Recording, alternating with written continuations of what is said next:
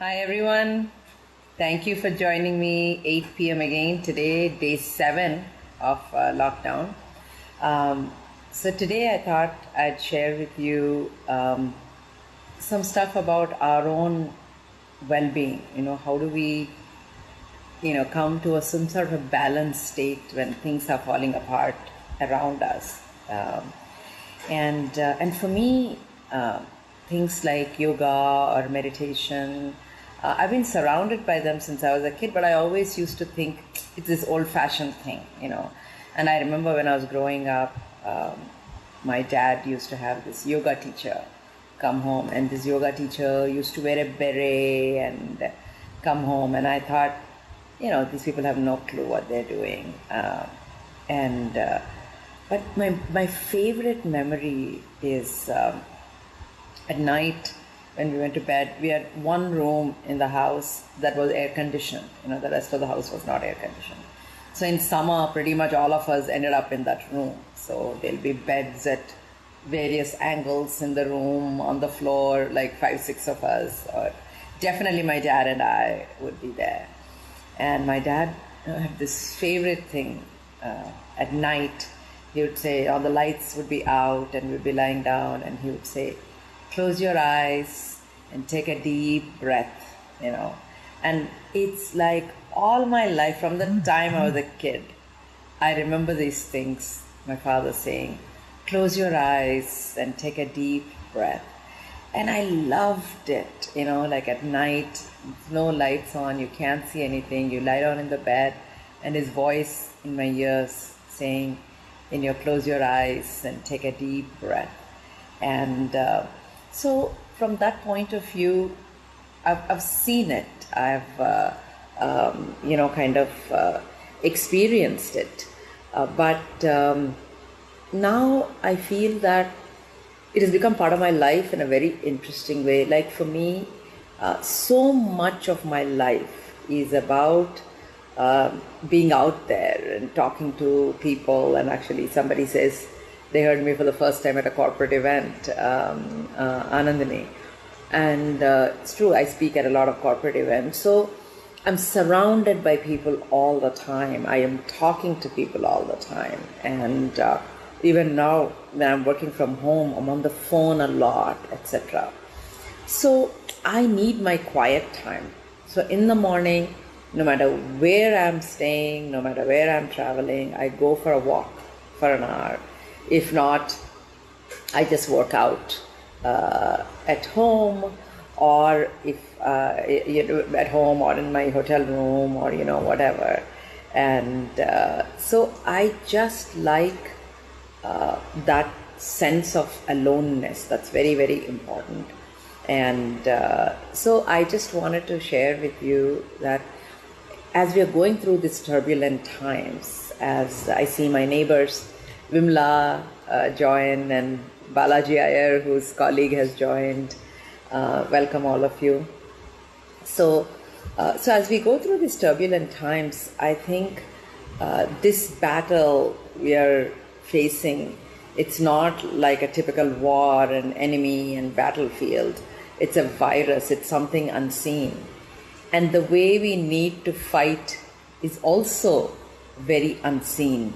It's going to be about understanding our own minds, understanding our own selves, and giving the time to listen to our own bodies, to redefine ourselves, etc. So a lot of the work, a lot of it is going to be unseen and inside. And so I wanted to invite someone onto the show today who's an Inc. fellow. Shayamal Vallabhjee is a very renowned practitioner. He works with very high-performance athletes as well as corporate executives in everything ranging from how to shave that 1 second off your running to how do you keep yourself grounded in amongst what's going on. So he's been conducting some really interesting sessions online, social media, etc., about how to handle ourselves in times like this. So I would like to bring him on board right now to share with us what are some of the things he can do. Hi, Shayamal. Hi, Lakshmi. How are you doing?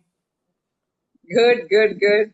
So, so Shayamal, I was just sharing that I'll have a few questions, and the last 5 minutes, have you actually let us experience some exercise, something that we can all do together. Absolutely, no And problem. so for about 10 minutes we'll chat, and then you do another 5 minutes of exercise, and then I'll wrap up for 5 minutes. No problem. Absolutely.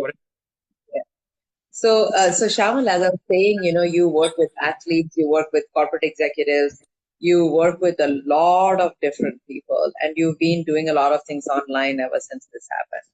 First, give me a little bit about what's been your general sense of people you're hearing from. Is there a lot of anxiety, worry, fear? Are people taking it into their stride? Just give me a general sense of what you're observing around you. You're in Mumbai, Yeah. so tell me what's happening around you.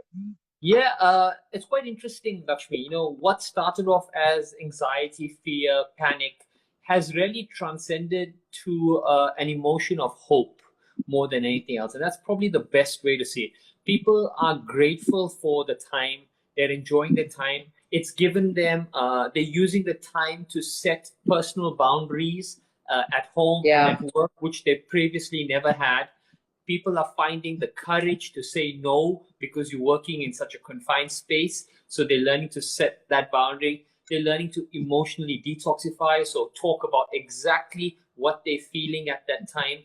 I've had a lot of CEOs and a lot of people who are mentor HNIs who have lost a considerable amount of wealth and have now realized that what they spent the last 30 years saving up for to give to their children, right, the best thing and the biggest thing that they can give to their children is their presence in their life.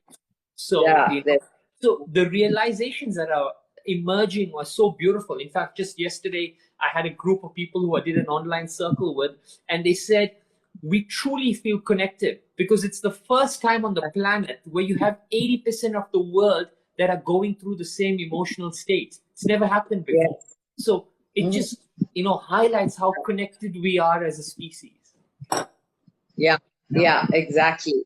And especially, when you're a working professional, be it working in a company or your own company or whatever, this is a very fragile period, right? I mean, as you're saying, everyone has lost something, you know. So, oh, there's my sister joined just now.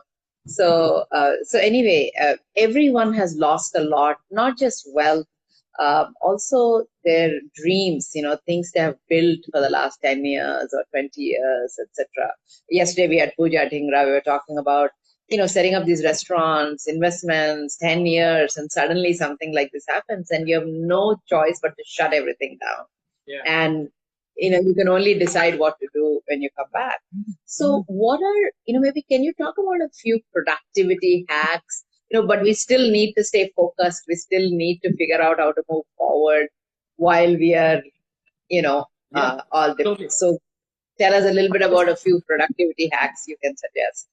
Okay, but Lakshmi, you mentioned something really important in that the world is going through so much of change, and people need to stay relevant, especially companies. And one thing that I'm telling companies is that I come from the world of sport, and in the world of sport, sometimes we plan for 6 months, and the half life of what we're going to try is literally one game or one point, and then we go back to the drawing board. And one thing that I've learned over 20 years is that you're never going to leapfrog the growth curve by repeating what is proven. The only way you're going to leapfrog the growth curve is by disproving what is proven. And in the world of science, I say my role is not to answer the questions, but to question the answers. So for people, I'm telling them that you can look at the current situation in one of two ways. You can say that I built a business plan and I raised money and now I'm in trouble because I can't execute it. Or you can say I've got a fantastic opportunity to look at a new way of doing things. And it's those who Right. adopt that new mindset are going to be the people that move ahead. But with respect to Yeah. productivity hacks, one of the things that I've been getting a lot of people coming and talking to me about is the fact that they're struggling to focus and concentrate and work from home. Okay. And I thought, that's a great place for us to start. And The brain, the human brain, people need to know, likes 4 things. It likes stories, so it stitches unrelated information through stories. It likes shortcuts, and we've all seen these slides where letters are mixed up, but you're able to read those sentences completely. It likes symmetry, which is why when you wake up in the morning, before you feel pain, you see something swollen and you know that there's a sense. But the most dangerous of all is that the human brain likes familiarity. Okay, and the home where most of us are isolated in right now, that has been a place that is familiar with comfort, with rejuvenation, with detoxification. When you go home, you generally emotionally detoxify, you knock your shoes off, you relax with the family. It's not a space you're looking to be productive. But in the last 2 weeks, it has become the space where you need to be alert, you need to be focused, you need to be productive, because your work's happening from there. Now, the problem is the brain doesn't associate productivity with that space. So one of the best productivity hacks I can give people is find a space in your house that is dedicated for work. When you go there, right, you only work, right? And over the course of 2 or 3 days, you will rewire and reprogram your brain to find its new productivity space. Because if you try to work from everywhere, you're sending mixed signals, and the brain operates on familiarity. So if you mix up the signals, it's never going to work properly. So I think, that's probably one of the best productivity hacks. The other thing that I keep telling people is that, in the world of sport, there's a difference between amateurs and professionals. There's also a difference between professionals who last 10 years and those who just are one-hit wonders. And the difference between these two is some people run things like a project with high intensity, high enthusiasm, right? And the problem is high enthusiasm and high intensity cannot be sustained for a prolonged period of time.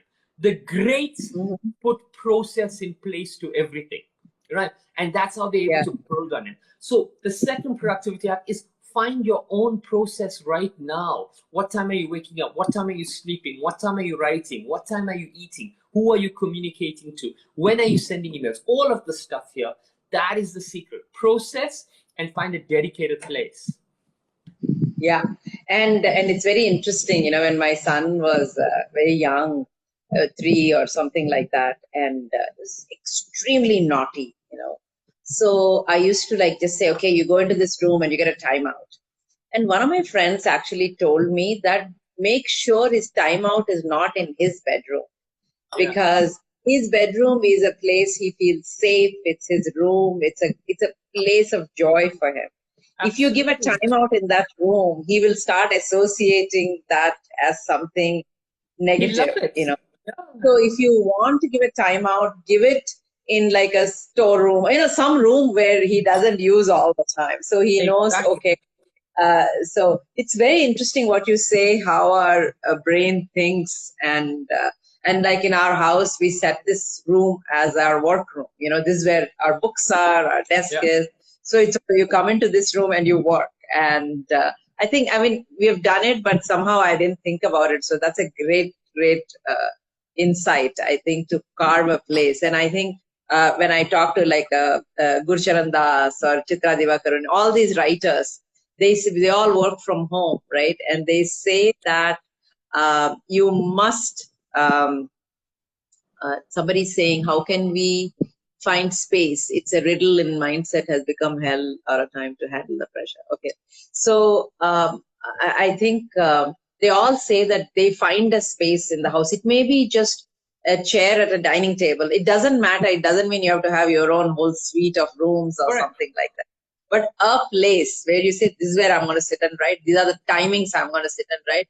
In this time, I will not do anything. Like that self-discipline. Exactly. I think it's very, very, very, very important. So another question is, how do we make better decisions in these turbulent times? In some ways, we have to train our mind to, yes, all this turbulence is going on, but at the same time, I need to train myself to make a very, very sound decision, because repercussions are going to be for the long term. So tell us a little bit about that. Very interesting. So I'll go back to the brain as well. So what happens when you get stressed and when you get anxious is there's a part of the brain called the amygdala, which is your brain's fight and flight response. All the anxiety, everything is triggered from there. It's a highly trigger response mechanism, and it wants to get moving all the time. Okay. Another area of the brain is called the prefrontal cortex, and the prefrontal cortex is where all your rational thinking and your rational decision making happens. The problem is that these two guys aren't friends, and when the amygdala is firing at all cylinders, it overrides the prefrontal cortex, which means you cannot make rational decisions when this is it. So the only way, there are two ways in which you can get what's called your prefrontal cortex to fire so that you can make better rational decisions. One is by slowing your system down, and the best way to do it is probably with your breath. So do long, slow exhalations, breath work. And the second is to be mindful of an emotion or a trigger at the point when it's born. Okay, so when you start becoming more mindful and practicing mindfulness, okay, and distancing yourself from it. So when you're feeling angry, instead of feeling anger, say there is anger, so you distance yourself from that emotion, and then you give yourself time to sort of absorb that emotion. When you give yourself time, then you are in the best position to actually make rational decisions and override it. So the prefrontal cortex is actually the only part of the brain that can override that hyperactivity of that amygdala that sort of gets us in trouble. And the easiest thing I can tell you is just breathe. Whenever you're finding yourself being anxious or nervous, just do a 4-second inhale and an 8-second exhalation. It'll completely calm the parasympathetic nervous system. It gets cortisol released from the body. And literally in 10 breaths, you would have completely reset your body and mind. And then you're in a position to make a more rational decision. But somebody a few comments. Somebody was saying, I feel stressed. What do I need to do? I don't want to study, but I need to study, etc. So we'll get into you doing a little bit of the breath work so you can teach us how to do this, Shyamal. Sure. But I just want to say that I just want to ask you one last question. You said something interesting, that we should be aware of triggers, like what makes us angry or whatever. What is your trigger? Like, what have you learned about your trigger? Like, what are examples of triggers, or what is, as you introspect yourself, like, what are the things that you found are triggers for yourself? Yeah, interesting. I used to be very judgmental, in the sense I used to get triggered when I found people were responding without listening, for example, and that used to get me very irritated. So I've been trying to practice a little bit of mindfulness, where I call it effective listening or mindful listening. That was something that used to be very, when someone starts speaking, before they actually give you a chance to complete what you're saying, I find that they're not really present in that conversation, and their part of the story is more than mine. And I found that used to trigger me a lot, either in business, either in relationships. I should constantly trigger. But now what it did was, there's something very interesting about triggers. Everything that triggers you is an area of your life that you need to heal. Okay. So that is something that I keep reminding myself. So I'm very sensitive to things that are triggered. And every time I feel something, I keep asking myself, okay, why am I feeling this? What happened? And then I try to go back and I try to look at what was the incident in my life that brought this from being just a situation to becoming a trigger. Okay. And then I try to bring it back, and I try to be more mindful of it. And the only way you can heal the trigger is through the conscious mind. And you can only heal one trigger at a time. Yeah, because mindfulness is about one thing at a time. So it's about drawing your awareness to what it is. And like, it could be anything. It could be how you react at a time. And most people will react when you're stressed. But the question is, what is actually stressing you?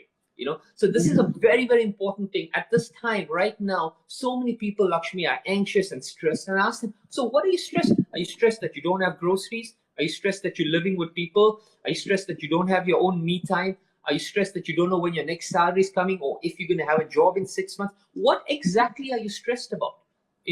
Put a narrative to what it is. Then we'll be able to actually unravel this whole process. Yeah. And I just want to say that what I found is that when someone really irritates me, like there's something about someone that really irritates me, I realize that is an aspect that I'm afraid I have it. Yeah, yeah. Like if I feel that, oh my God, this person is talking so much, it's really irritating me. Somewhere in my mind, I feel maybe I like talk too jazz. much. It's sort of the things that you're afraid you have are the ones that really irritate you in the other person. And so when somebody really gets under your skin, I think we need to really look at to see, do I have that somewhere in me? Is that what's irritating me? Exactly. So, Yeah. it's about 8:20. So I thought, why don't we spend the next 5 minutes where you just take us through a breathing exercise? Something that Absolutely. obviously we can do for much longer. Okay, But, sure. I'm just gonna get a breathwork track going, a piece of music, and hopefully everyone will be able to hear it. I'm playing it off my laptop, so it should be okay. Yeah. All right. So just for everybody, we're gonna do a 4-second inhalation, 8-second exhalation, and I'll count you in for the first couple breaths, and I'll try to get you into a rhythm and just maintain that rhythm. And for the rest of the time, you can close your eyes and just tune into my voice and tune into the music that I'm about to play. And let's see how it goes. Okay. And let's get this going.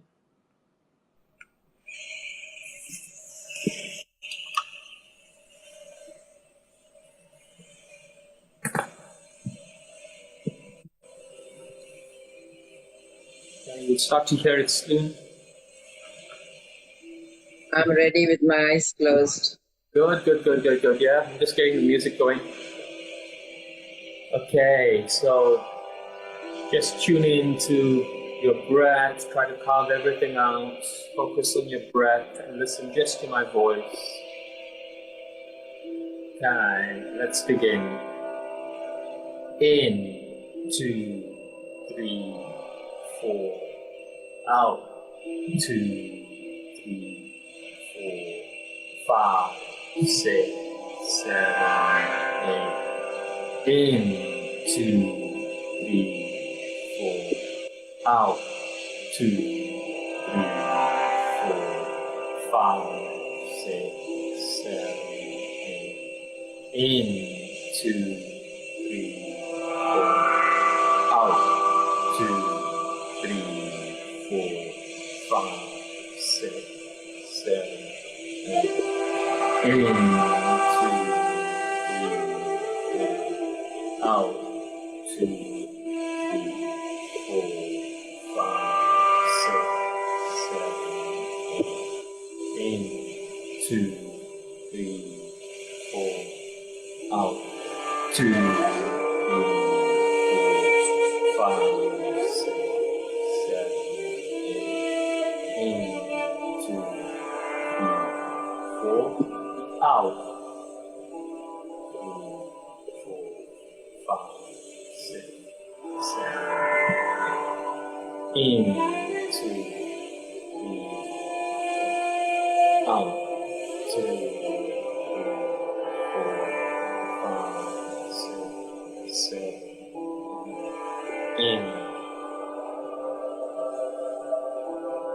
out.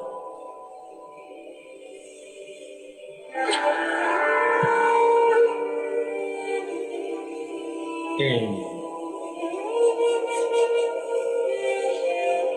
out.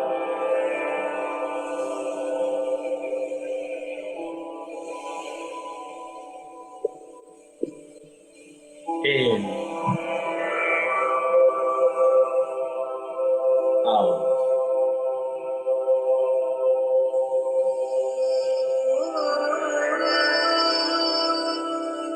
In,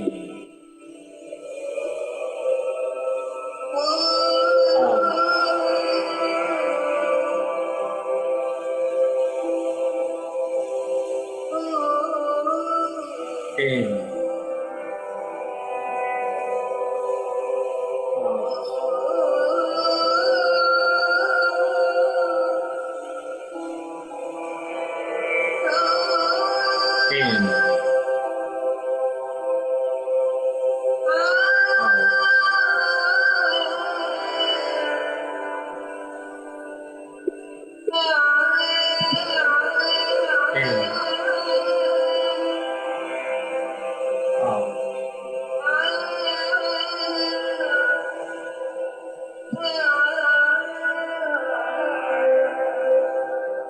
In,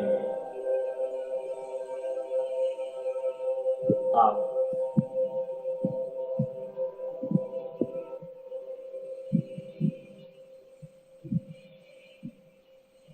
In, out.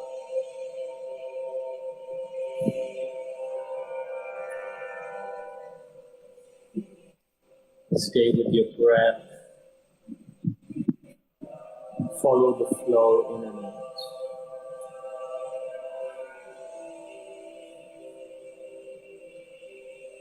This peace, this calm, this tranquility that you feel, allow it to be absorbed into every cell in your body.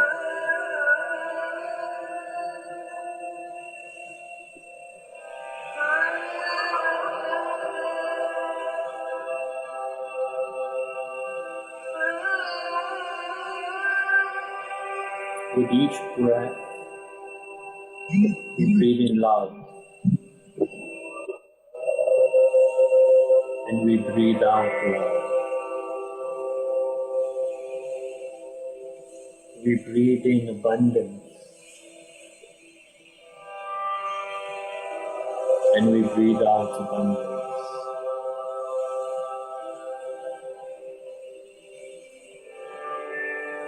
We breathe in compassion, and we breathe out compassion. We breathe in gratitude, and we breathe out gratitude.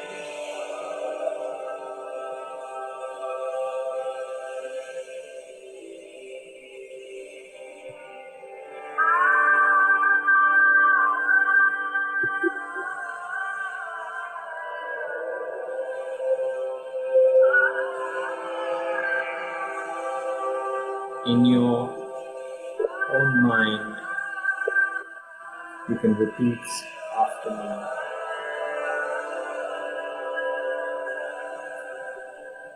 My strength and courage is in alignment with the universe.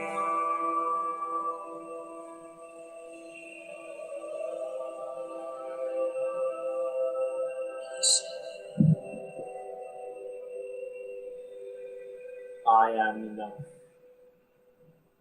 I am enough. I am enough. I am enough.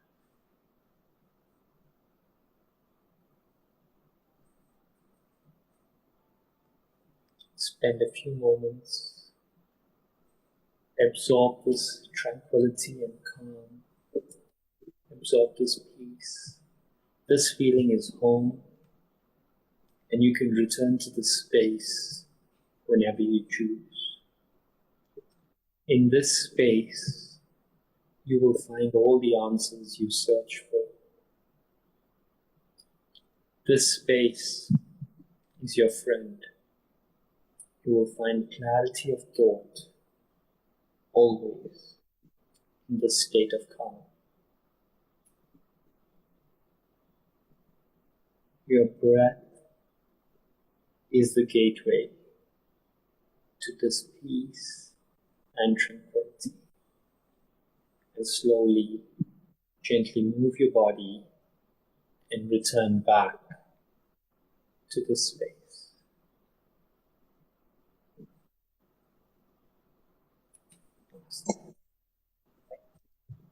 Thank you, Shyamal. Sorry, we have to wrap up. We have about a minute.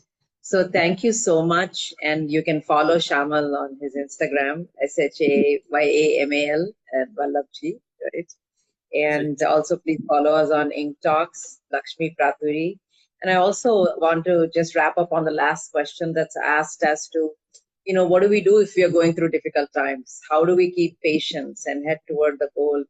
I think what we need to remember is that everyone is going through this. This is not something singular. The whole world is going through it. And this is a time for us to reset. Maybe a lot of things we had over too much, we need to get rid of it. And this is the time to reevaluate everything. So it's not going to be easy. But as long as, as I said in the first one, it's about self-isolation, but doesn't mean we need to isolate ourselves from the world. Let's stay connected with these digital tools, etc., and travel within and know that this too shall pass. And that's the only thing we can hope. I mean, the thing that Shyamal, you talked about, hope. And let's end on hope. Everything is hope. So thank you so much. And remember the breathing exercise, 4 times in, 8 times out, just a few minutes every day. Thank you so much for your time. And tomorrow evening, 8 p.m., join us again. So we'll see you tomorrow. Thank you. And thank you, Shyamal. Thank you very much. Bye-bye.